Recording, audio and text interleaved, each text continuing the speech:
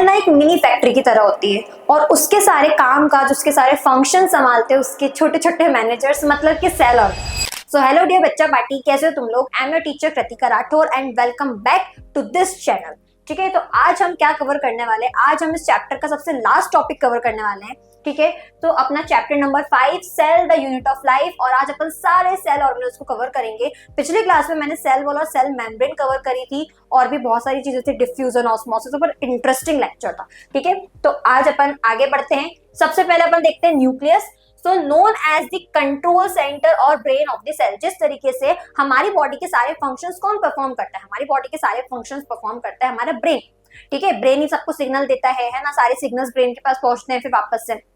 उसी तरीके से जो न्यूक्लियस होता है उसको सेल का ब्रेन बोला जाता है। मतलब सेल की जितने भी फंक्शंस होते हैं, उसकी जितनी भी एक्टिविटीज होती है, वो सारी चीजें सेल संभालता है, न्यूक्लियस संभालता है। ठीक है, so controls all cell activities and cell division. ठीक है, तो जो न्यूक्लियस होता है सेल में, वो सारी सेल एक्टिविटीज और सारा जो भी सेल डिवीजन होता है उसको कंट्रोल करता है। ठीक है, सेल डिवीजन में आता है माइटोसिस और मियोसिस। इसको भी मैं एक बार बता देती हूँ कि क्या होता है। ठीक है, थोड़ा ओवरव्यू दे देती हूँ इसका मैं। तो बेटा एक होता है माइटोसिस और एक होता है मियोसिस। माइटोसिस में क्या होता है कि जैसे यहां पर 46 नंबर ऑफ क्रोमोसोम्स है ना, ये एक सेल है। एक सेल जो होता है वो डिवाइड करता है और डिवाइड करके वो दो सेल्स बनाता है। कितने सेल बनाता है? दो सेल बनाता है। अब बेटा इस सेल में है 46 क्रोमोसोम, तो बाकी के जो दो सेल्स होंगे उनमें भी 46 क्रोमोसोम्स ही आएंगे। वही बेटा मियोसिस में क्या होता है? मियो मतलब होता है हाफ। मियो मतलब क्या होता है? हाफ। इसमें एक से भले दो होते हैं और मियोसिस में एक से भले चार होते हैं। ठीक है, घबराना मत, बहुत इजी लगेगा अभी। तो एक सेल से बनते हैं चार सेल, एक से भले दो और दो से भले चार, है ना। तो जैसे यहाँ पर 46 नंबर ऑफ क्रोमोसोम्स है, तो सब में इसके आधे आधे बच जाते हैं। ठीक है,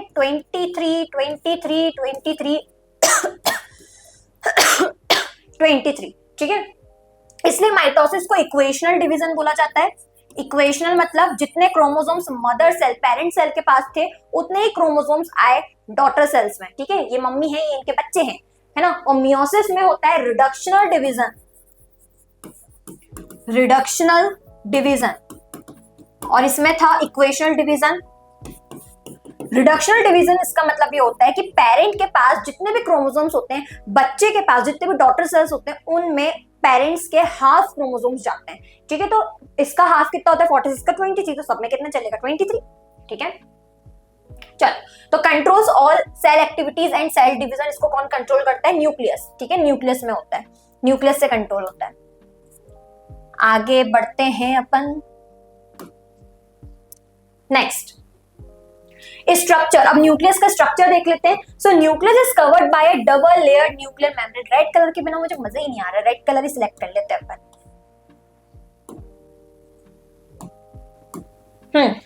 तो covered by a double layered nuclear membrane with pores for exchange of materials between nucleus and cytoplasm. Double layered membrane क्या होती है? जैसे बेटा ये न्यूक्लियस है, मैंने तुमको बताया था कि जो सेल होता है, सेल के ऊपर भी मेम्ब्रेन होती है, सेल मेम्ब्रेन होती है, सेल मेम्ब्रेन के ऊपर सेल वॉल होती है ना। प्लांट्स में सेल वॉल होती है, एनिमल्स में सेल वॉल नहीं होती है, लेकिन सेल मेम्ब्रेन तो हर सेल के पास होती है, हर यूकैरियोटिक सेल के पास होती है।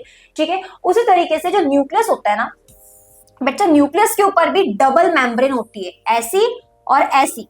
ठीक है, इस मेम्ब्रेन को बोला जाता है न्यूक्लियर मेम्ब्रेन। क्या बोला जाता है? Nuclear membrane. ये डबल लेयर्ड होती है। ठीक है, फिर contains chromatin material and nucleolus. ठीक है, अब इसके अंदर होता है क्रोमैटिन मटेरियल। क्रोमैटिन मटेरियल मतलब होता है जब क्रोमोसोम्स बिखरे बिखरे होते हैं ना, तो उसको अपन बोलते हैं क्रोमैटिन मटेरियल। जैसे क्रोमोसोम्स बेटा कैसे होते हैं? ऐसे होते हैं, एकदम कंडेंस्ड होते हैं। ठीक है, लेकिन जब ये एकदम बिखरे होते हैं ऐसे सेल में, है ना, सेल डिवीजन के टाइम ऐसे क्रोमैटिन दिखते हैं तुमको। ठीक है, तो ये जो क्रोमैटिन मटेरियल होता है वो किस में होता है? न्यूक्लियस में होता है। एंड न्यूक्लियोलस है ना, बीच में तुमको एक छोटा सा इसमें स्ट्रक्चर दिखेगा, इसको बोला जाता है न्यूक्लियोलस। ये न्यूक्लियोलस कैसे बनता है? तो ये क्रोमोसोम्स का ही एक गुच्छा होता है एक तरीके से। अगर 11th में बायो लोगे तो डिटेल में पढ़ोगे, अभी न्यूक्लियोलस का डिटेल नहीं जानना है अपने को। ठीक है, आगे बढ़ते हैं। क्रोमोसोम्स, अब अपन पढ़ेंगे क्रोमोसोम्स के बारे में। ये देख लो भाई क्रोमोसोम्स। ठीक है, क्रोमोसोम्स ने ऐसे स्ट्रक्चर बना दिया, ये क्रोमोसोम्स है। So visible during cell division, chromosomes बेटा तुमको कब दिखते हैं? सेल डिवीजन के टाइम पे दिखते हैं, जब क्रोमेटिन होता है। क्रोमेटिन क्या होता है? बिखरे हुए थ्रेड्स होते हैं, ऐसे ये बिखरे हुए थ्रेड्स होते हैं। फिर उसके बाद ये कंडेंस होते हैं ना, तो ये बनाते हैं क्रोमोसोम। ठीक है, तो chromosome is the condensed form of chromatin. फिर कंपोज्ड ऑफ डीएनए। अब ये जो अपना क्रोमोसोम होता है, क्रोमोसोम में बेटा होते हैं डीएनए। क्या होते हैं? डीएनए। डीएनए पता है क्या करते हैं? जेनेटिक इंफॉर्मेशन को एक जनरेशन से दूसरे जनरेशन में ट्रांसफर करते हैं।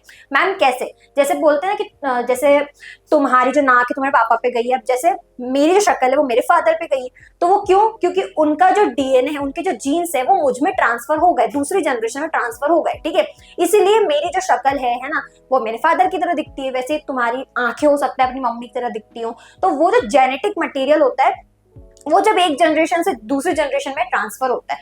ठीक है, तो ये किस वजह से होता है? डीएनए की वजह से। डीएनए की वजह से ही तुम रिजेंबल करते हो अपने पेरेंट्स की तरह। ठीक है, पेरेंट्स की तरह दिखते हो। So composed of DNA and proteins. Okay, तो क्रोमोसोम किससे मिलकर बना होता है? डीएनए से मिलकर बना होता है।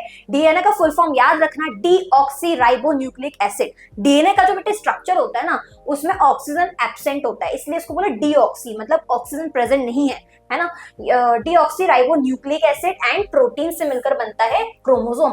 DNA contains gene. अब पता है ये हमेशा एक क्वेश्चन रहता है कि मैम जीन में डीएनए होता है कि डीएनए में जीन होता है? तो याद रखना कि डीएनए होता है।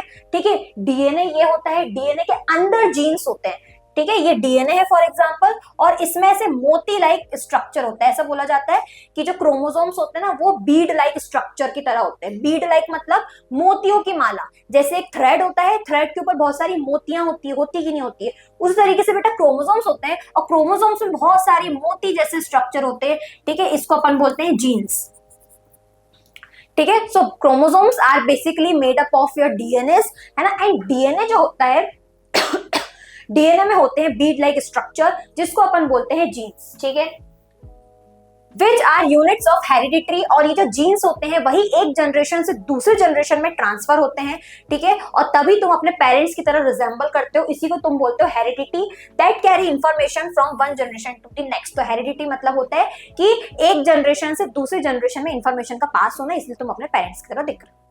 नेक्स्ट फंक्शंस, क्रोमोसोम के क्या फंक्शन है? तो क्रोमोसोम जितनी भी सेल्स की एक्टिविटीज होती है उसको कंट्रोल करता है ना। जो भी सेल डिवीजन होता है, जैसे जब सेल डिवीजन होता है तो एक से भले दो, दो से भले चार, एक से दो सेल बनते हैं ना, फिर उन वो दो सेल चार सेल बनाएंगे, या तो एक से चार सेल बनते हैं अगर मियोसिस हो रहा है तो। इसलिए मैंने माइटोसिस मियोसिस पहले समझा दिया था। तो ये जितनी भी चीजें होती है वो सेलुलर एक्टिविटीज जो होता है वो क्रोमोसोम से कंट्रोल करता है।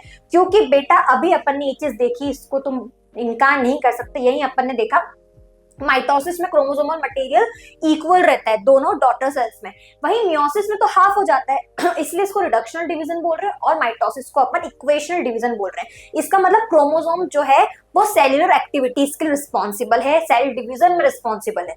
ठीक है, हेल्प्स इन सेल रिप्रोडक्शन, मैंने अभी बताया सेल का रिप्रोडक्शन होना। रिप्रोडक्शन मतलब सेल डिवाइड कर रहा है तो वो रिप्रोड्यूस ही तो कर रहा है, और ऑर्गेनिजम्स बना और सेल्स बना रहा है अपनी तरह। ठीक है, तो उसको रिप्रोडक्शन ही बोलेंगे। फिर determines how the cell will grow and function. फिर सेल किस तरीके से ग्रो करेगा, किस तरीके से फंक्शन करेगा, ये सारी इंफॉर्मेशन क्रोमोसोम में होती है। बताऊं कैसे? जैसे अगर बेटा तुम्हारी आई कलर मान लो ब्राउन है, तो आई कलर पता है ब्राउन क्यों है? क्योंकि तुम्हारे जो क्रोमोसोम्स है, क्रोमोसोम्स में प्रेजेंट है जीन। ठीक है, और वो जो जीन है वो ब्राउन आई कलर के लिए रिस्पॉन्सिबल है।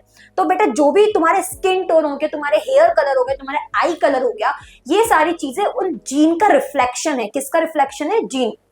तुम्हारी बॉडी में हर चीज प्रोटीन से मिलकर बनी है, चाहे मेरी आईज हो, है ना, चाहे स्किन टोन हो, मतलब स्किन टोन तो नहीं, मतलब स्किन हो, ठीक है, हेयर हो, सारी चीजें प्रोटीन से मिलकर बनी है। और ये जो प्रोटीन है वो जीन ने बनाया है। किसने बनाया? जीन ने, है ना। जैसे जो जीन ब्राउन आइज के रिस्पॉन्सिबल था, तो उस जीन ने ब्राउन कलर का प्रोटीन बनाया, मतलब ब्राउन कलर का प्रोटीन मतलब ब्राउन कलर की आइज बना दी, है ना। फिर ब्राउन हेयर मान लेते, ब्लैक हेयर के लिए रिस्पॉन्सिबल था ब्लैक कलर का जीन, है ना, ब्लैक जीन, उसका जो भी नाम हो। ठीक है, वो एक जीन था जो किसके लिए रिस्पॉन्सिबल था? ब्लैक हेयर कलर के लिए, तो उसने प्रोटीन बनाया और बन गया ब्लैक हेयर। ठीक है, ऐसा हो गया। तो हर चीज के लिए जीन रिस्पॉन्सिबल होता है, जो किस पर प्रेजेंट होता है? क्रोमोसोम्स पर। अब अपन पढ़ते हैं न्यूक्लियोइड। तो मैंने ये आई थिंक फर्स्ट लेक्चर में समझाया था। हाँ, न्यूक्लियोइड क्या होता है? तो बेटा जो प्रोकैरियोटिक सेल्स होते हैं ना, अगर तुम गजनी हो गए हो तो देख लो, जो प्रोकैरियोटिक सेल्स होते हैं उनके पास होता है सर्क्यूलर डीएनए, और वो जो सर्क्यूलर डीएनए होता है वो उसके ऊपर कोई न्यूक्लियर मेम्ब्रेन नहीं होती है। न्यूक्लियस के अंदर होता है जेनेटिक मटेरियल। जेनेटिक मटेरियल मतलब क्या, जहां भी जेनेटिक मटेरियल बोल रहे हो उसका मतलब होता है डीएनए, क्रोमोसोम्स को याद कर लेना, ठीक है।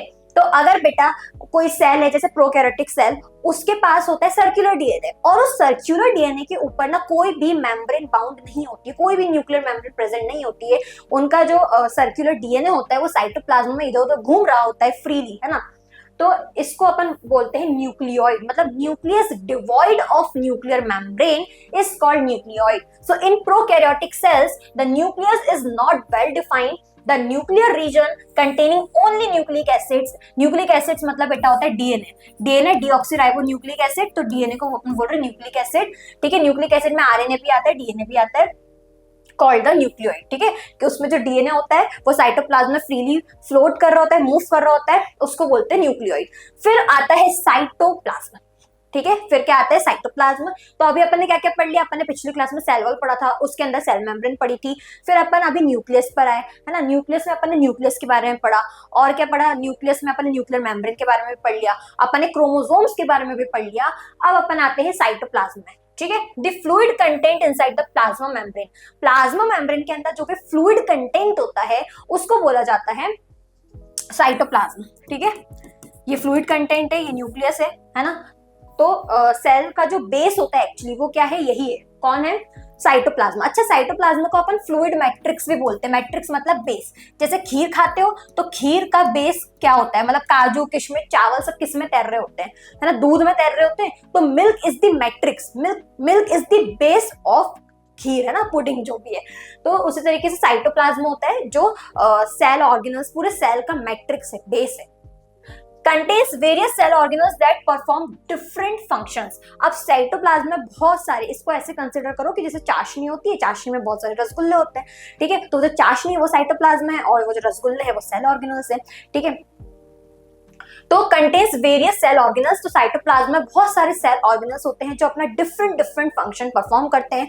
कौन से सेल ऑर्गेनल क्या फंक्शन परफॉर्म करते हैं वो अभी अपने को आगे पढ़ना है। जैसे माइटोकॉन्ड्रिया होती है तो वो पावर हाउस होती है ना। राइबोसोम्स होते हैं तो वो प्रोटीन फैक्ट्री होते हैं। तो ये सारी चीजें, फंक्शंस क्या होते हैं। सो मीडियम, किसका फंक्शन पढ़ रहे हैं वैसे अपन, हाँ, साइटोप्लाज्म का function, medium for chemical reaction. जितनी भी बेटा सेल में केमिकल रिएक्शन होती है ना, वो किस में होती है, वो साइटोप्लाज्म में होती है ना। जितनी भी रिएक्शंस हो रही हैं, जैसे अभी अपन ने सबसे कॉमन रिएक्शन जो अपन कब से पढ़ते आ रहे हैं कि जो ग्लूकोज होता है वो सेल में जाकर ऑक्सीजन की प्रेजेंस में ऑक्सीडाइज होता है, बर्न होता है, ठीक है, और वो प्रोड्यूस करता है कार्बन डाइऑक्साइड गैस, थोड़ा सा वाटर वेपर, और साथ में बहुत सारी एनर्जी। तो ये रिएक्शन कहाँ हो रही है, ये रिएक्शन हो रही है सेल के फ्लूइड मैट्रिक्स में, साइटोप्लाज्म में। फिर stores important substances like amino acid. जितने बेटा इंपॉर्टेंट सब्सटेंसेस होते हैं सेल में, जैसे अमीनो एसिड। अमीनो एसिड मतलब प्रोटीन की जो बेसिक यूनिट होती है, बहुत सारे अमीनो एसिड्स मिलकर प्रोटीन बनाते हैं। तो अमीनो एसिड्स हो गया, ग्लूकोज हो गया, विटामिन हो गए,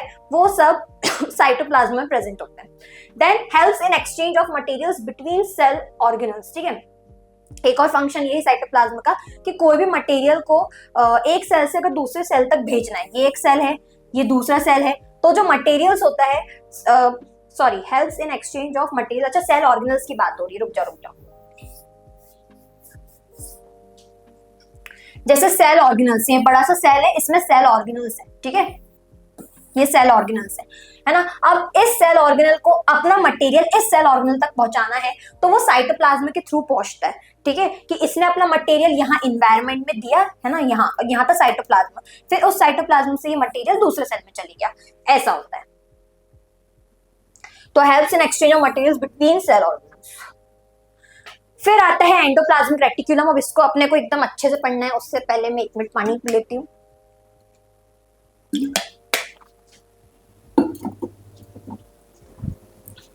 एंडोप्लाज्मिक रेटिकुलम को अगर तुम देखोगे तो ईआर तुम्हें मिलेगा। ईआर का फुल फॉर्म है एंडोप्लाज्मिक रेटिकुलम, ठीक है। एग्जाम में शॉर्ट में मत लिखना, एग्जाम में पूरा ही लिखना पड़ेगा। स्ट्रक्चर क्या होता है एंडोप्लाज्मिक रेटिकुलम का। So it is a network of membrane bound tubes and sheets. अच्छा, एक चीज मैं बताती हूँ, मैंने तुमको ये बोला था कि जो न्यूक्लियस होता है ना वो डबल मेम्ब्रेन होता है, डबल मेम्ब्रेन होता है। अब ये जो एंडोप्लाज्मिक रेटिकुलम है ना, वो actually it is an extension of the outer membrane of nucleus, ठीक है। जैसे ये न्यूक्लियस है, ये न्यूक्लियस है, ये पूरा सेल है ना, सेल में न्यूक्लियस है, न्यूक्लियस की दो मेम्ब्रेन, एक इनर मेम्ब्रेन और एक आउटर न्यूक्लियर मेम्ब्रेन। तो ये जो आउटर न्यूक्लियर मेम्ब्रेन है ना, इसी के एक्सटेंशन से बेटा बना है तुम्हारा एंडोप्लाज्मिक रेटिकुलम, ठीक है। और इस एंडोप्लाज्मिक रेटिकुलम के ना तीन स्ट्रक्चर्स होते हैं, इसमें तीन कंपोनेंट्स होते हैं। एक होता है सिस्टर्ने, ये 11th में डिटेल में आता है लेकिन मैं ओवरव्यू तब भी दे रही हूं। फिर उसके बाद वेसिकल्स, फिर ट्यूब्यूल्स। ये जो बेटा तुम स्ट्रक्चर देख रहे हो ना, इसको अपन बोलते हैं सिस्टर्ने। क्या बोलते हैं? सिस्टर्ने। फिर यहां पर तुमको ऐसे दिखता है पॉट जैसा स्ट्रक्चर, इसको बोलते हैं वेसिकल्स। फिर बेटा ऐसे ट्यूब जैसा स्ट्रक्चर दिखता है, इसको बोलते हैं अपन ट्यूब्यूल्स। तो सिस्टर्ने, वेसिकल्स एंड ट्यूब्यूल्स, ठीक है। ये वेसिकल्स है और ये ट्यूब्यूल्स है और ये सिस्टर्नी है, ठीक है। So membrane made up of lipids and proteins. अब बेटा कोई भी मेम्ब्रेन हो, मैं तो ये बोलती हूँ लिविंग ऑर्गेनिज्म में कोई भी सेल मेम्ब्रेन हो, सेल मेम्ब्रेन हर ऑर्गेनिज्म में, हर लिविंग ऑर्गेनिज्म में बनी होती है लिपिड्स की और प्रोटीन्स की। सेल वॉल का कंपोजिशन डिफरेंट हो सकता है कि फंजाई की सेल वॉल बनी है काइटिन की, प्लांट की सेल वॉल बनी है सेलुलोज की, बट और बैक्टीरिया की पेप्टिडोग्लाइकिन की, नैम एंड नैग, लेकिन ये 11th में आएगा, ठीक है। लेकिन जो सेल मेम्ब्रेन होती है वो हर लिविंग ऑर्गेनिज्म में लिपिड्स और प्रोटीन से ही मिलकर बनती है, ठीक है। तो ये चीज हमेशा याद रखना। ये देख लो इसका स्ट्रक्चर, यहाँ पर ये है अपना न्यूक्लियर पोर। न्यूक्लियर पोर, हाँ देखो, न्यूक्लियस से जैसे बेटा मटेरियल साइटोप्लाज्म में अगर ट्रांसपोर्ट हो रहे हैं तो वो कुछ पोर्स के थ्रू होते हैं। तो न्यूक्लियर मेम्ब्रेन के पास बहुत सारे छोटे छोटे पोर्स होते हैं इस तरीके से, जैसे यहाँ एक पोर है, फिर यहाँ एक पोर है, फिर यहाँ एक पोर है। इन पोर्स को बोला जाता है न्यूक्लियर पोर। क्या बोलते हैं? Nuclear pore. फिर ये सिस्टर्ने हैं, मैंने बताया ही था। यहाँ वेसिकल्स भी होते हैं, ट्यूब्यूल्स भी होते हैं, है ना।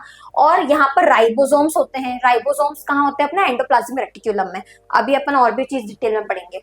फिर smooth endoplasmic reticulum, rough endoplasmic reticulum. बेटा स्मूथ एंडोप्लाज्मिक रेटिकुलम वो होती है जैसे अगर तुम्हारे फेस पे पिंपल है ना, मतलब डिस्क्रिमिनेट नहीं कर रही हूँ, मेरे फेस पे खुद है, तो जैसे मेरे फेस पे पिंपल है तो मैं बोलूँ तो समझ लो कि मैं अपने आपको बोल रही हूँ रफ एंडोप्लाज्मिक रेटिकुलम। लेकिन जिसके फेस पे नहीं है तो मैं उसको बोल दूंगी स्मूथ एंडोप्लाज्मिक रेटिकुलम। लेकिन यहाँ डिस्क्रिमिनेशन नहीं हो रहा है ना, सबको इक्वली रखना। रफ एंडोप्लाज्मिक रेटिकुलम वो होती है जब बेटा एंडोप्लाज्मिक रेटिकुलम के ऊपर राइबोसोम्स अटैच्ड होते हैं तो वो दरदरी सी हो जाती है, तो उसको बोलते हैं रफ एंडोप्लाज्मिक रेटिकुलम। वहीं अगर बेटा अगर एंडोप्लाज्मिक रेटिकुलम के ऊपर राइबोसोम्स प्रेजेंट नहीं है, एब्सेंट है, तो वो स्मूथ है, तो इसलिए अपन उसको बोलते हैं स्मूथ एंडोप्लाज्मिक रेटिकुलम। बस इतना ही फर्क है और कुछ नहीं, ठीक है। तो टाइप्स देख लो, rough endoplasmic reticulum has ribosomes attached, smooth endoplasmic reticulum no ribosomes. Ma'am ribosomes क्या, इनका काम क्या है? तो राइबोसोम्स का काम बेटा होता है प्रोटीन सिंथेसिस, प्रोटीन बनाता है।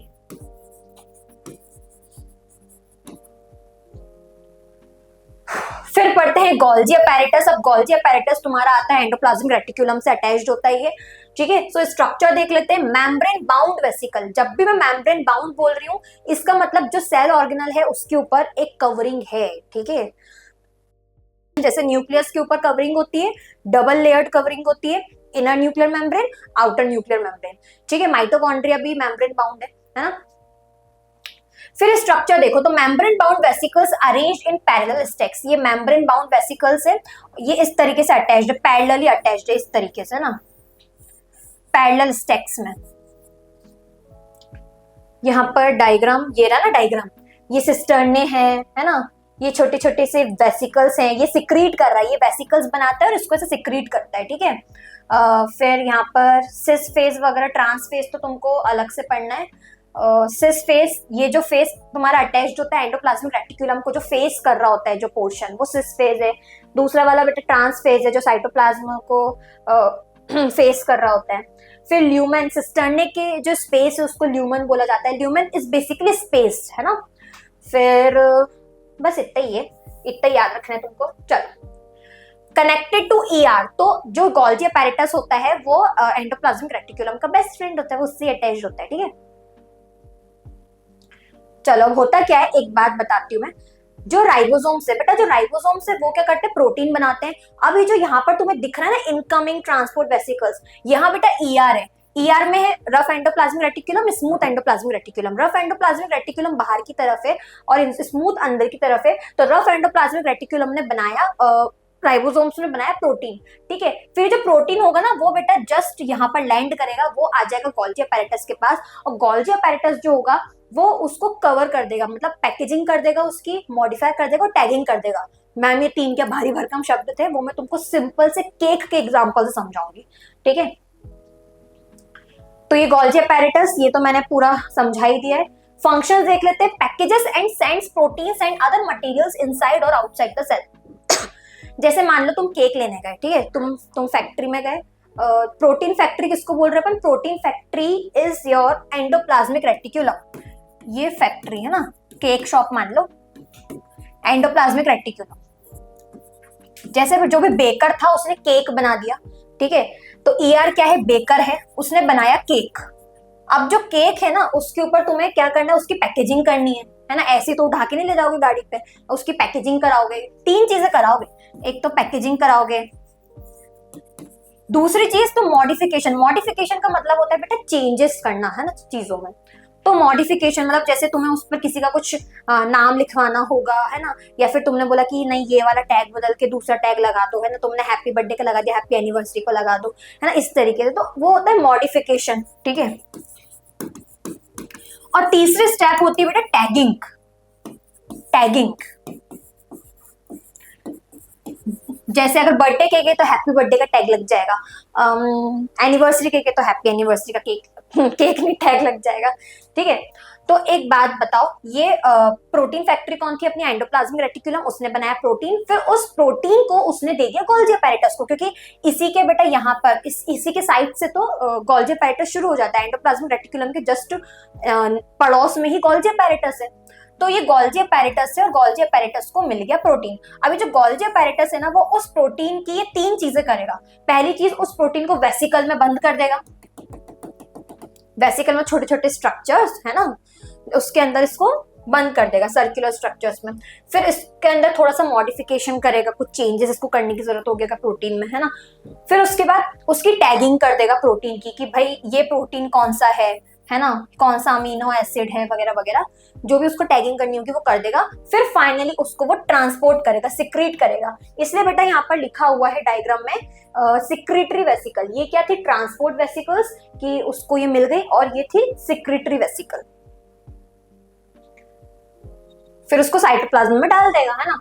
Modifies and store cell products. इसके अलावा गोल्जी अपैरेटस मॉडिफिकेशन का काम करता है, मैंने तुमको अभी बता दिया। सेल के कुछ प्रोडक्ट्स अगर स्टोर करने होते हैं तो इसके पास वेसिकल्स होती है, उसमें वो स्टोर कर लेता है, ओके। फिर helps in the formation of lysosomes. Lysosomes का जो फॉर्मेशन होता है, लाइसोसोम्स क्या होते हैं? वो भी एक सेल ऑर्गेनल होता है, बड़ा खतरनाक सेल ऑर्गेनल होता है, और बहुत अच्छा भी होता है क्योंकि कचरा साफ कर रहा होता है सेल का, ठीक है। तो वो भी अपने को पढ़ना है अच्छे से। तो ये लाइसोसोम्स का फॉर्मेशन करता है। कौन करता है लाइसोसोम का फॉर्मेशन? गोल्जी अपैरेटस, ये याद रखना है, ठीक है। फिर आगे देखते हैं लाइसोसोम्स। लाइसोसोम्स आ गया है ना, लंबी उम्र। Known as the waste disposal system और suicide bags of the cell. ये बहुत इंपॉर्टेंट क्वेश्चन है और ये आता है, ठीक है। तो लाइसोसोम जो होते हैं वो waste disposal system. Waste disposal system मतलब वेस्ट को डिस्पोज करता है, ठिकाने लगा देता है सही जगह। अपनी बॉडी बेटा सेल है ना, सेल कोई चीज बनाता है, कोई चीज तोड़ता है। सेल का भी अपना वेस्ट होता है कि नहीं होता है ना। तुम मम्मी भी अगर कुछ बनाती करती तो उसका वेस्ट मटेरियल निकलता है ना। तो अपनी बॉडी में भी बेटा सेल वेस्ट मटेरियल सिक्रीट करता है, ऐसे मटेरियल जो बॉडी के लिए काम के नहीं है, ठीक है। तो जो भी वेस्ट मटेरियल्स होते हैं ना उसको लाइसोसोम खा जाता है, ठीक है। इसलिए इसको अपन बोलते हैं वेस्ट डिस्पोजल सिस्टम, ताकि अपनी बॉडी में कचरा ना रहे, है ना। और सुसाइड बैग्स क्यों बोलते हैं इसको? सुसाइड मतलब खुद को ही खा लेना, है ना, खुद को ही मार देना। तो लाइसोसोम के पास ना बहुत सारी एंजाइम्स होती है, बहुत सारी डाइजेस्टिव एंजाइम। जैसे लाइसोसोम है, लाइसोसोम के पास बहुत सारी डाइजेस्टिव एंजाइम्स होती है ना। और ये जो डाइजेस्टिव एंजाइम्स होती है पता है इसको कौन बना के देता है? ये बनती है RER, है ना, रफ एंडोप्लाज्मिक रेटिकुलम, ये डाइजेस्टिव एंजाइम्स बनाती है, ठीक है। और लाइसोसोम के पास बेटा इतनी तक ताकत होती है कि खुद को तक क्लीन कर सकता है, ऑटो क्लींजिंग कैपेसिटी होती है इसकी।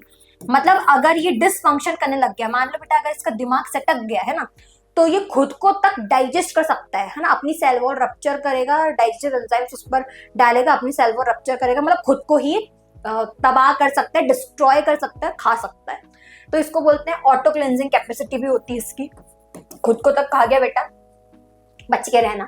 फंक्शंस है ना, इसके क्या फंक्शंस है? डाइजेस्ट फॉरेन सब्सटेंसेस, जैसे बैक्टीरिया है ना, बैक्टीरिया अपने बॉडी में घुस गया, मान लो तुम्हारा इम्यून सिस्टम बड़ा स्ट्रॉन्ग है, डब्ल्यूबीसी से तुम्हारे बैक्टीरिया का बेटा कुचुम्बर बना दिया, और फिर उसके बाद वो जो बैक्टीरियाज है, अब वो डेड बैक्टीरियाज पड़े हुए हैं, अब वो डेड बैक्टीरियाज तुम्हारी बॉडी के काम के थोड़ी हैं, वो तो तुम्हारी बॉडी के लिए वेस्ट है, और बॉडी नहीं चाहेगी कि तुम वेस्ट है ना, भले तुम दिमाग में कितना भी कचरा भर लो, लेकिन बॉडी वेस्ट जो होगा वो तो तुम्हारी बॉडी उसको एक्सेप्ट नहीं कर पाएगी, उसको एक्सक्रीट आउट करने के बारे में ही सोचेगी, ठीक है। तो ये जो भी फॉरेन सब्सटेंस होता है उसको डाइजेस्ट कर लेता है, ओके, जैसे बैक्टीरियाज। फिर ब्रेक डाउन, डाइजेस्ट का मतलब ब्रेक डाउन होता है, breaks down damaged cell organelles, जो भी सेल ऑर्गेनल्स डिसफंक्शन कर रहे हैं, है ना, डैमेज्ड है या तो उसको भी डाइजेस्ट कर लेता है, ठीक है। फिर can digest the cell itself if it gets damaged, और अगर ये खुद डैमेज हो गया तो ये अपने ऊपर ही डाइजेस्टिव एंजाइम्स रिलीज करके खुद को ही डाइजेस्ट कर सकता है, ठीक है, और मतलब पूरे सेल को डाइजेस्ट तक कर सकता है ये, है ना, ये एक छोटा सा सेल ऑर्गेनल्स पूरे सेल को, है ना, डाइजेस्ट कर सकता है। फिर आते हैं माइटोकॉन्ड्रिया पर, तो माइटोकॉन्ड्रिया को बोला जाता है power house of the cell, power house. अच्छा, इसको पता है कैसे याद रखोगे? इसको याद रखना तुम, माइटोकॉन्ड्रिया, इसमें माइटी, माइटी मतलब पावरफुल, तो इससे तुम याद रखना कि माइटोकॉन्ड्रिया को बोलते हैं power house of the cell. ऐसा क्यों बोलते हैं? अगर बेटा मैं बोल रही हूँ तो बोलने में एनर्जी लगती है, मैं यहाँ से यहाँ ऐसे चल के आ रही हूँ तो चलने के लिए भी एनर्जी लगती है, तो जो भी तुम काम कर रहे हो, अगर तुम ब्रीथिंग भी कर रहे हो, ठीक है, तो तुम्हें रियलाइज नहीं हो रहा लेकिन उसमें भी एनर्जी लगती है। तो ये जो एनर्जी होती है वो कहाँ से आती है? अपने अंदर। तो जो सेल होता है ना बेटा, सेल के अंदर होता है माइटोकॉन्ड्रिया, माइटोकॉन्ड्रिया के अंदर एनर्जी स्टोर होती है in the form of ATP, in the form of ATP, अभी पढ़ेंगे अपन। एटीपी का फुल फॉर्म होता है एडिनोसिन ट्राइफॉस्फेट, ठीक है, ये एटीपी है। जब बेटा जैसे मुझे बोलना है या फिर मुझे कोई सामान उठाना है उसके लिए चाहिए एनर्जी, तो ये एटीपी होता है, मतलब 3 फॉस्फेट ग्रुप जुड़े होते हैं, एटीपी एडिनोसिन ट्राइफॉस्फेट, है ना, तो ट्राई मतलब 3 फॉस्फेट ग्रुप जुड़े होते हैं। जब भी एनर्जी चाहिए होती है फॉस्फेट ग्रुप टूटते हैं, जैसे एक फॉस्फेट ग्रुप टूटता है तो ये एडिनोसिन डाइफॉस्फेट बन जाता है और एनर्जी रिलीज हो जाती है। बॉन्ड्स टूट रहे हैं तो एनर्जी रिलीज होती है ना, उसी एनर्जी का तुम इस्तेमाल कर रहे हो हर चीज में, ठीक है। तो known as the power house of this cell. Structure होता है इसका double membrane, outer membrane porous होती है, पोरस इन द सेंस उसके ऊपर होल्स होते हैं, बहुत छोटे छोटे छोटे छोटे छिद्र होते हैं, ठीक है। Inner membrane folded to increase surface area, और जो ये देखो ये आउटर मेम्ब्रेन है, आउटर मेम्ब्रेन जो होती है पोरस होती है, ठीक है। जो इनर मेम्ब्रेन पोरस क्यों होती है आउटर मेम्ब्रेन? ताकि सब्सटेंसेस को इन और आउट मूव कर सके, ट्रांसपोर्ट कर सके। और इनर मेम्ब्रेन जो होती है वो कैसी होती है? वो फोल्डेड होती है। जैसे तुमने डाइजेस्टिव सिस्टम में अगर पढ़ा होगा कि स्मॉल इंटेस्टाइन जो होती है उसके अंदर बहुत सारी विलाई होती है ना, विलाई में बहुत सारी ब्लड वेसल्स होती हैं और फिर वो फूड को एब्जॉर्ब कर लेती है, डाइजेस्टेड फूड को। खैर अगर तुमने नहीं पढ़ा हो तो घबराओ मत, मैं यहाँ फिर बता देती हूँ कि होता क्या है कि बहुत सारे फोल्डिंग्स होती है इनर मेम्ब्रेन में और इसमें ना एटीपी होती है। अच्छा, ये फोल्डिंग्स क्यों होती है? जैसे फॉर एग्जांपल मैंने एक ऐसे बनाया और एक ऐसा स्ट्रक्चर बनाया, है ना, दोनों की लेंथ तो सेम ही दिख रही है, ये भी इतना है ये भी इतना है। अगर जैसे मुझे एटीपी को एकोमोडेट करना है, एटीपी रखनी है यहाँ पर, तो यहाँ पर तो एटीपी के कुछ पार्टिकल्स ही आ पाएंगे, लेकिन यहाँ तो बहुत सारी एटीपी स्टोर हो पाएगी, यहाँ बहुत सारी एटीपी स्टोर हो पाएगी। तो अगर मेम्ब्रेन जो होती है वो फोल्डेड होती है ना, तो उसका सरफेस एरिया बढ़ जाता है। जितना ज्यादा सरफेस एरिया होगा उतना ज्यादा ये एटीपी को, उतना ज्यादा ये एनर्जी को ये मेम्ब्रेन स्टोर कर पाएगी, और जितनी ज्यादा एनर्जी को स्टोर कर पाएगी तुम उतना एफिशिएंट काम करोगे कि नहीं, ठीक है। तो inner membrane folded to increase surface area to accommodate, ठीक है, एटीपी या फिर टू अटैच एटीपी। तो इसके फंक्शंस क्या होते हैं? Produces energy in the form of ATP. जो माइटोकॉन्ड्रिया होती है उसके इनर लेयर में, ठीक है, इनर मेम्ब्रेन में एटीपी होती है।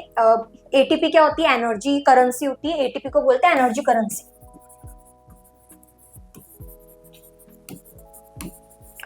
ठीक है। ATP is called the energy currency of the cell, has its own DNA. और एक माइटोकॉन्ड्रिया ही एक ऐसा सेल ऑर्गेनल है जिसके पास अपना खुद का डीएनए होता है, मतलब ये खुद, इसके पास सेल्फ डुप्लीकेटिंग पावर होती है, ये एक और माइटोकॉन्ड्रिया बना सकती है, ठीक है। तो सेल्फ डुप्लीकेटिंग पावर होती है क्योंकि इसके पास अपना खुद का डीएनए है। अगर आपके पास अपना डीएनए होता है तो आप डीएनए से एक और अपनी ही कॉपी बना सकते हो, ठीक है। एंड राइबोसोम्स भी इसके पास अपने खुद के होते हैं, enabling it to produce some proteins, और इसी वजह से ये कुछ प्रोटीन्स भी खुद बना पाती है क्योंकि राइबोसोम्स का फंक्शन होता है टू मेक प्रोटीन। प्लास्टिड्स, ठीक है, प्लास्टिड्स क्या होते हैं? So found in only plant cells, plastids, P से प्लास्टिड, पी से प्लांट सेल, ऐसे ही याद रख लेना। तो प्लास्टिड्स बेटा सिर्फ और सिर्फ प्लांट सेल में ही मिलते हैं आपको, और ये 3 टाइप्स के होते हैं। एक होता है क्लोरोप्लास्ट, एक होता है क्रोमोप्लास्ट, एक होता है ल्यूकोप्लास्ट। बहुत इजी है, ठीक है। प्लास्ट मतलब पता है क्या होता है? प्लास्ट मतलब होता है सेल, क्लोरो मतलब होता है ग्रीन, क्रोमो मतलब होता है कलरफुल, ल्यूको मतलब होता है कलरलेस, हरा, कलरफुल और कलरलेस, है ना। तो जो क्लोरोप्लास्ट होते हैं उसमें ग्रीन पिगमेंट होता है क्लोरोफिल, और green pigment is very essential for the process of photosynthesis. वहीं जो क्रोमोप्लास्ट होते हैं वो कलर्ड पिगमेंट्स प्रोवाइड करते हैं प्लांट को, ठीक है, जैसे येलो, ऑरेंज, रेड। जो ल्यूकोप्लास्ट होते हैं वो कलरलेस सेल्स होते हैं, कलरलेस प्लास्टिड्स होते हैं, ठीक है, जो जिसमें प्लांट स्टार्च स्टोर करता है, ऑयल स्टोर करता है, प्रोटीन स्टोर करता है। प्लांट्स खाना ग्लूकोज के फॉर्म में बनाते हैं, लेकिन खाने को स्टोर स्टार्च के फॉर्म में करते हैं, और खाने को ट्रांसपोर्ट सुक्रोज के फॉर्म में करते हैं। तो प्लांट्स जब स्टार्च के फॉर्म में फूड स्टोर करते हैं तो वो ल्यूकोप्लास्ट जो है उसमें स्टोर करते हैं स्टार्च, ऑयल और प्रोटीन्स। यहां पर स्ट्रक्चर देख लेते हैं, ये क्लोरोप्लास्ट का स्ट्रक्चर। तो क्लोरोप्लास्ट का स्ट्रक्चर बेटा कैसा है?